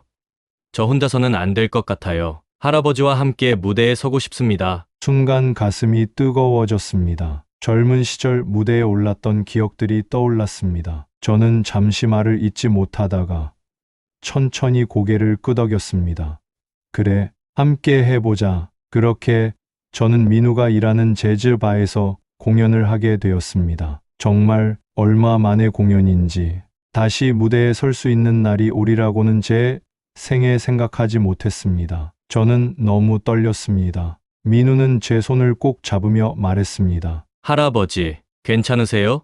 걱정 마세요. 옆에서 제가 지켜드릴게요. 우리 잘할 수 있습니다. 그때 저 멀리서 낯익은 모습이 보였습니다. 순간 심장이 철렁했습니다. 가까이 다가오는 그 남자를 보고 저는 숨이 멎는 것 같았습니다. 혁이 형, 워커힐에서 함께 베이스를 연주하던 혁이 형이었습니다. 형도 저를 보더니 눈이 휘둥그레졌습니다. 우리는 말없이 서로를 부둥켜 안고 한동안 울었습니다. 지나간 세월의 무게와 서로에 대한 그리움이 눈물로 쏟아졌습니다. 혁이 형은 제가 교통사고를 당한 뒤 다시는 연주하지 못할 거라고 모두가 단념했을 때 유일하게 제게 다시 시작할 수 있다고 말해준 사람이었습니다. 그때 저는 형의 말이 너무 비현실적으로 들려서 오히려 화를 내고 말았습니다. 형이 내 다리가 된다고 해도 나는 다시 무대에 못 올라가! 그렇게 소리치고 등을 돌렸던 날이 아직도 선명합니다. 그 후로 형과는 자연스레 멀어졌고 연락도 끊어졌습니다. 그게 내내 가슴 한구석에 미안함으로 남아 있었습니다. 눈물을 훔치며 형이 말했습니다. 너였냐? 민우를 이렇게 가르친 사람이. 민우 연주 듣는데 내 손길이 느껴지더라. 그게 너였구나. 저는 눈시울이 뜨거워졌습니다. 형, 성공했네. 형, 소원이 재즈바 사장이었잖아. 결국 해냈구나. 형은 멋쩍게 웃으며 고개를 끄덕였습니다. 너도 이렇게 돌아왔잖아. 우리 다시 시작하는 거다. 그때처럼. 그 순간 저는 알았습니다. 인생의 무대에서 내려왔다고 생각했지만 음악은 결코 저를 떠나지 않았다는 것을. 우리는 그렇게 다시 음악으로 이어졌습니다. 드디어 공연 날이 되었습니다. 민우와 함께 무대에 오르자 심장이 터질 것처럼 뛰었습니다. 조명이 켜지고 관객들의 시선이 우리를 향했습니다. 첫 박자를 맞추는 순간 젊은 시절 무대 위에서 느꼈던 그 뜨거운 열기가 온몸에 퍼졌습니다. 손끝에 힘이 들어가고 심장에서부터 리듬이 흘러나왔습니다. 민우와 눈이 마주쳤고 우리는 서로 미소를 지었습니다. 연주는 점점 고조되었고 민우와 제가 만들어내는 소리에 관객들도 반응하기 시작했습니다. 손뼉을 치고 리듬에 맞춰 몸을 흔들고 어떤 이는 눈을 감고 음악에 취해 있었습니다. 곡이 끝나자 환호와 박수가 터져 나왔습니다. 저는 숨을 헐떡이며 민우를 바라보았습니다. 민우도 숨을 고르며 제게 엄지를 치켜 세웠습니다. 그 순간 저는 느꼈습니다. 젊은 날 무대에서 느꼈던 그 열정과 기쁨이 여전히 제 안에 살아있다는 것을, 음악은 나이를 먹지 않는다는 것을, 관객들의 환호와 박수 소리가 제 심장을 다시 뛰게 했습니다. 음악의 세계는 참 묘합니다. 저는 늘 이렇게 생각합니다. 음악은 결국 사람의 심장에서 나오는 것이라고요. 박자와 리듬은 우리의 숨결과도 같고 드럼을 칠 때마다 저는 제 심장이 뛰는 소리를 듣는 것 같습니다. 저는 오늘도 그리고 내일도 제 나름의 리듬을 만들어가며 살아갈 것입니다. 비록 무대는 사라졌지만 제 안의 음악은 여전히 흐르고 있으니까요. 안녕하세요. 저는 할아버지의 제자 이민우입니다. 할아버지를 만난 덕분에 저는 진심으로 드럼을 사랑하게 되었습니다. 그분과 함께했던 시간은 제 인생에서 가장 소중한 순간들이었고 할아버지를 만난 것은 제게 크나큰 축복이었습니다. 지금부터 그분과 함께한 저의 이야기를 들려드리겠습니다. 저는 비교적 유복한 가정에서 자랐습니다. 아버지는 의사셨고 어머니는 한때 모델로 활동하셨지만 결혼 후 전업주부가 되셨습니다. 부모님은 제가 아버지를 따라 의사가 되길 바라셨고 어려서부터 공부에 많은 기대를 걸었습니다. 저도 처음엔 부모님의 기대에 맞춰 열심히 공부했습니다. 성적도 괜찮았고 부모님께 칭찬받을 때마다 뿌듯했습니다. 하지만 중학교 2학년 때 우연히 친구 집에 놀러 갔다가 드럼 세트를 처음 본 순간 제 인생은 조금씩 달라지기 시작했습니다. 친구가 장난삼아 스틱을 쥐어주고 드럼을 쳐보라고 했는데 스틱이 제 손에 딱 맞는 것 같았습니다. 두드릴 때마다 심장이 뛰는 기분이 들었고 그날 이후 머릿속에서 드럼 소리가 떠나지 않았습니다. 그때부터 드럼을 배우고 싶다는 생각이 들었습니다. 저는 부모님께 조심스럽게 말씀드렸고 부모님은 처음에는 조금 놀라셨지만 공부에 지장이 없는 선에서 배우는 것은 괜찮다고 허락해 주셨습니다. 그렇게 저는 동네 음악학원에 다니며 본격적으로 드럼을 배우기 시작했습니다. 학교 수업이 끝나면 곧바로 학원으로 달려가 드럼 스틱을 손에 쥐었고 연습하는 시간이 그렇게 즐거울 수 없었습니다. 손에 스틱 자국이 날 때까지 두드려도 힘들다는 생각보다 자유를 느꼈습니다. 그렇게 드럼을 배우면서도 저는 공부에 소홀하지 않았습니다. 학교 성적도 계속 상위권을 유지했기에 부모님은 드럼을 배우는 저를 말리지 않으셨습니다. 고등학교에 올라가면서 밴드부에 들어갔고 학교 축제 때 처음 무대에 섰습니다. 연주를 마쳤을 때 터져나온 함성과 박수 소리를 들으며 저는 확신했습니다. 이게 내가 정말 하고 싶은 일이다. 하지만 부모님은 달랐습니다. 축제가 끝나고 연주 영상을 보신 아버지는 정색하며 말씀하셨습니다. 민우야, 넌 공부해야지. 그런 걸로 미래가 열릴 거라고 생각하니? 너는 의사가 돼야 한다. 어머니도 한숨을 쉬며 덧붙이셨습니다. 그래. 취미로 하는 건 괜찮지만 직업으로 삼겠다는 생각은 하지 마라. 그때부터 부모님의 기대와 제 꿈 사이에서 본격적인 갈등이 시작되었습니다. 고등학교에 올라가면서 저는 밴드부 활동에 더 몰두하게 되었고 점점 드럼에 대한 열정이 커져갔습니다. 그런데 이 모습을 알게 된 아버지는 어느 날 저를 불러 크게 화를 내셨습니다. 민우야, 내가 그렇게 말했는데도 또 드럼이냐? 내가 의사가 되겠다는 생각은 아예 접은 거야? 아버지의 얼굴은 분노로 굳어 있었고 어머니는 옆에서 난처한 표정으로 조용히 한숨을 쉬고 계셨습니다. 아버지, 전 드럼이 너무 좋아요. 이걸 평생 하고 싶어요. 제 말이 끝나기도 전에 아버지는 책상을 손바닥으로 세게 내리치며 소리쳤습니다. 그게 밥 먹여주냐? 음악해서 성공하는 사람이 몇 명이나 된다고. 내가 힘들게 살길 바라지 않는다. 의사만이 안정적인 길이다. 내가 살아보니까 그게 확실해. 그날 이후 집안 분위기는 얼어붙었습니다. 아버지는 저와 눈도 마주치지 않으셨고 어머니 역시 조용히 한숨만 내쉬며 중간에서 걱정할 뿐이었습니다. 결국 부모님은 저에게 드럼을 절대 치지 말라고 못 박으셨습니다. 학원도 그만두게 하셨고 학교 밴드부 활동도 금지하셨습니다. 민우야, 너는 지금 공부에 집중해야 한다. 드럼은 그만둬라. 더 이상 봐줄 수 없다. 아버지의 단호한 목소리에 저는 아무 말도 하지 못했습니다. 그러나 마음속에서는 반항심이 점점 커져갔습니다. 몰래 친구 집에 가서 드럼을 치고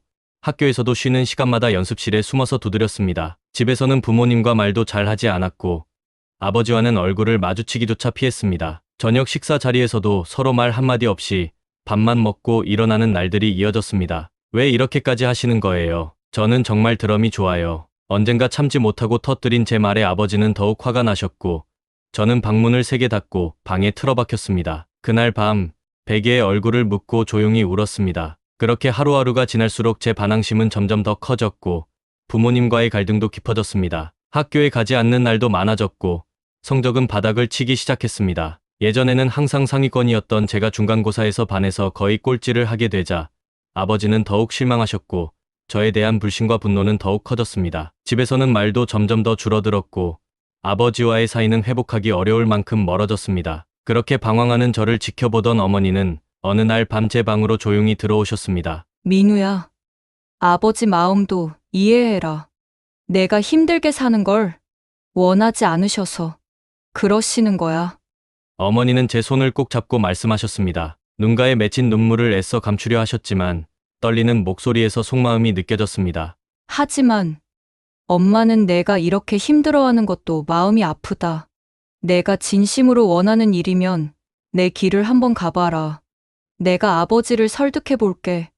그렇게 어머니는 아버지와 수차례 이야기를 나누셨습니다. 처음에는 아버지도 완강하셨지만 어머니의 간곡한 설득에 결국 조금씩 마음을 열기 시작하셨습니다. 저는 어머니의 그 뒷모습을 보며 다시 한번 마음을 다잡았습니다. 그리고 얼마 지나지 않아 아버지가 저를 부르셨습니다. 평소와 달리 차분한 목소리였습니다. 민우야, 잠깐 이리 와볼래? 거실에 앉아 계신 아버지의 표정은 여전히 굳어 있었지만 어딘가 달라 보였습니다. 저는 조심스럽게 아버지 앞에 앉았습니다. 내가 그렇게까지 드럼을 하고 싶어 한다고 하더라. 네, 어머니가 많이 말씀하시더구나. 내가 너무 몰아붙인 것 같기도 하다. 아버지는 잠시 말을 멈추고 저를 바라보셨습니다. 하지만 약속해라. 내가 선택한 길에 대해 끝까지 책임질 각오를 하겠다고. 너 스스로 감당할 자신 있냐? 저는 눈물이 날 것 같았지만 꾹 참고 고개를 끄덕였습니다. 네, 아버지.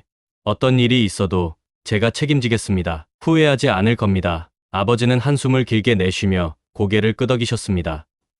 그래, 고등학교까지만 내가 지원해 줄 테니까 그 이유는 내 힘으로 살아라. 대학 가서도 드럼을 계속하고 싶다면 그건 내 몫이다. 그땐 내가 도와주지 않을 거다. 알겠냐? 그렇게 저는 부모님의 허락을 받고 실용음악과가 있는 대학에 지원했습니다. 매일 밤 늦게까지 입시곡을 연습했고 실기시험 날 저는 그동안 쌓아온 모든 것을 쏟아부었습니다. 손이 떨리고 심장이 터질 것 같았지만 스틱을 잡는 순간 놀랍게도 손이 자연스럽게 움직였습니다. 그동안의 연습이 저를 이끌어주는 것 같았습니다. 합격 소식을 들었을 때 저는 기쁨의 눈물이 날 정도였습니다. 그동안 힘들게 버텨온 시간들이 보상받는 기분이었습니다. 하지만 부모님께 이 소식을 전하는 건 또 다른 두려움이었습니다. 어렵게 용기를 내어 부모님께 말씀드렸습니다. 아버지는 한참 동안 아무 말도 하지 않으셨습니다. 그리고 조용히 입을 여셨습니다. 그래, 합격했구나. 그런데 이제부터는 내 힘으로 살아라. 대학 가서도 드럼을 계속하겠다면 너 혼자 해라. 나는 더 이상 도와주지 않을 거다. 집에서 나가서 내 힘으로 살아봐라. 내가 선택한 길이니 책임져라. 아버지의 말은 차가웠지만 저는 그 말 속에 담긴 의미를 알 것 같았습니다. 스스로 선택한 길에 대한 책임,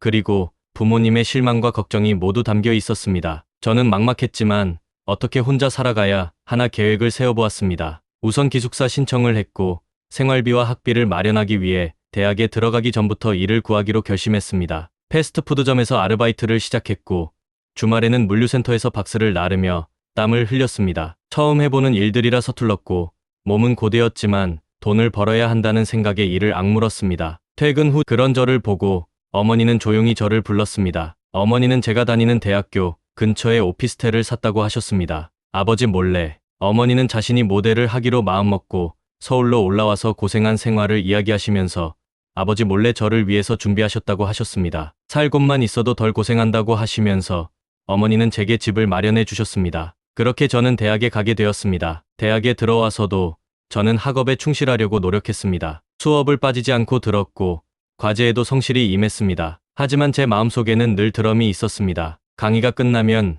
곧장 음악 연습실로 달려가 드럼 스틱을 잡았습니다. 손에 물집이 잡히고 피가 맺혀도 연습을 멈추지 않았습니다. 그 시간이야말로 제가 진짜 살아있음을 느끼는 순간이었습니다. 생활비와 학비를 마련하기 위해 아르바이트도 계속했습니다. 주말에는 카페에서 커피를 내렸고 평일 저녁에는 편의점에서 일했습니다. 방학 때는 건설 현장에서 막일을 하며 하루 종일 땀을 흘렸습니다. 힘들고 지칠 때도 있었지만 드럼 스틱을 잡으면 다시 힘이 났습니다. 그렇게 공부와 음악, 일까지 병행하며 하루하루를 채워나갔습니다. 밴드 활동에 대한 열망도 커졌습니다. 학교에서 하는 밴드뿐만 아니라 학교 밖에서 활동하는 일반 밴드에 들어가고 싶어 여러 곳에서 오디션을 보았습니다. 하지만 현실은 녹록지 않았습니다. 매번 경쟁이 치열했고 기대와 달리 번번이 떨어졌습니다. 클럽에서 활동하는 밴드부터 소규모 공연팀까지 기회를 잡으려고 했지만 경험 부족과 실력 차이를 실감했습니다. 오디션장에서 무대에 오르기 전 심장이 터질 것 같았고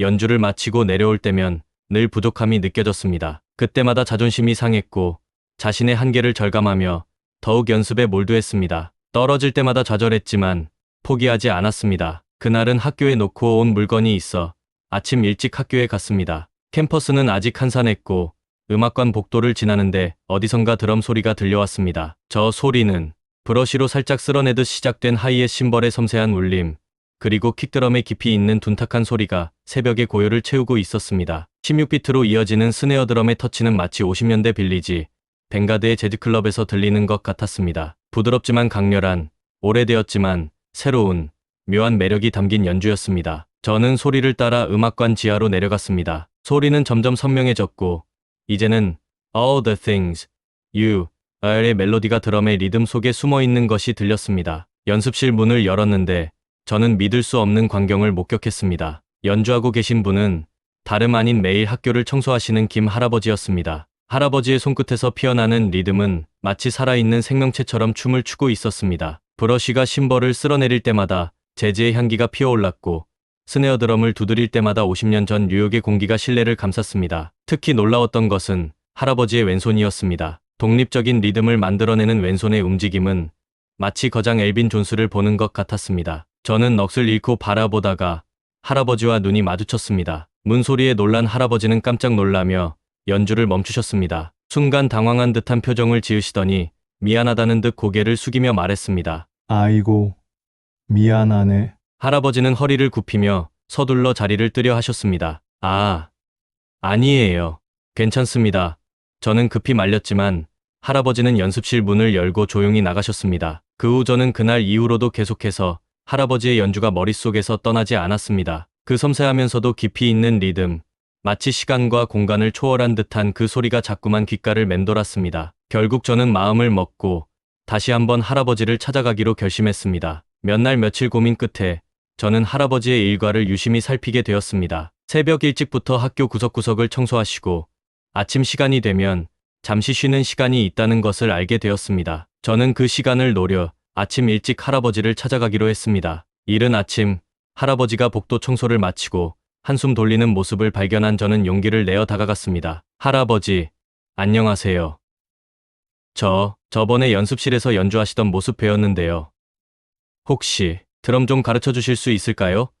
갑작스러운 제 부탁에 할아버지는 조금 당황하셨지만 곧 따뜻하게 미소 지으셨습니다. 할아버지는 자격이 안 된다면서 계속 거절했습니다. 저는 제발 가르쳐 달라고 하였습니다. 할아버지는 번번이 거절했고 저는 계속 찾아가 부탁드렸습니다. 저는 할아버지께 솔직하게 털어놓았습니다. 할아버지, 요즘 저는 계속 밴드 오디션을 보고 있는데요. 자꾸 떨어집니다. 제가 부족한 건 알지만 어디를 어떻게 고쳐야 할지 잘 모르겠어요. 제발 드럼을 잘 칠 수 있게 도와주세요. 할아버지는 깊은 한숨을 내쉬며 잠시 망설이셨지만 이내 말씀하셨습니다. 아침 쉬는 시간에 잠깐 시간 되니까 그때 맞춰서 나와보게. 그렇게 저는 매일 아침 일찍 연습실에서 할아버지를 만났고 1년 동안 꾸준히 할아버지의 지도를 받게 되었습니다. 연습실에서 제가 드럼을 연주하는 모습을 조용히 지켜보시던 할아버지는 연주가 끝나자 고개를 끄덕이며 말씀하셨습니다. 자네는 리듬감이 좋네. 그런데 할아버지는 잠시 뜸을 들이더니 스틱을 들어 직접 시범을 보이며 설명하셨습니다. 이 부분에서 스네어 드럼을 조금 더 부드럽게 눌러줘야 해. 그래야 전체 흐름이 자연스러워지지.